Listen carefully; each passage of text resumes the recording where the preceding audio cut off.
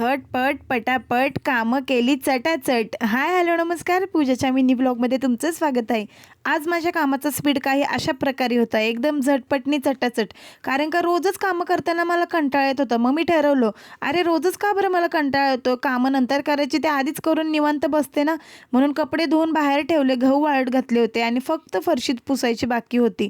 मग लगेचच फरशी पुसायला घेतली. फरशी पुसताना ना मला टी व्हीवर गाणी चालू पाहिजेत बरं का, म्हणजे जरा जास्त जोश येतो पुसायला आणि त्याचा आवाज तर जास्तच लागतो मला. मग आवाज वाढवला आणि घेतली पटपट फरशी पुसून. नंतर रिलॅक्समध्ये बसले आणि साऊसोबत टाईमपास करत होते, कारण सार्थू स्कूलवरनं आली नव्हती. मग सार्थू स्कूलवरनं आली आणि आज माझ्या पिल्लूला 2 स्टार भेटले होते म्हणून ती फार हॅप्पी होती.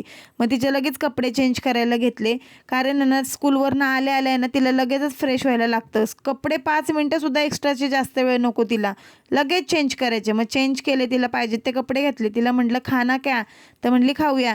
हॉलमध्ये येऊन बघतो तर काय, हे माझं पिल्लू आहे ना रोज सार्थूचा राहिलेला टिफिन खाती. का बरं अशी ही करत असेल काय माहिती. आणि एक गोष्ट सांगू का, मी आहे ना अख्खा दिवस जागा राहील, पण ज्या दिवशी दळण काढतात ना करायला, त्या दिवशी मला इतकी झोप येते ना, बास रे बास. दळण केलं आणि संध्याकाळी सार्थूच्या पप्पांनी मस्त असा नाश्ता आणला होता आणि मग नाश्ता वगैरे केला, स्वयंपाक केला आणि माझ्या पिल्लूचा आता होमवर्क तर रोजच चालू झालं ना, आता थोडंसं लोड सुरू आहे. Thank you for watching, bye.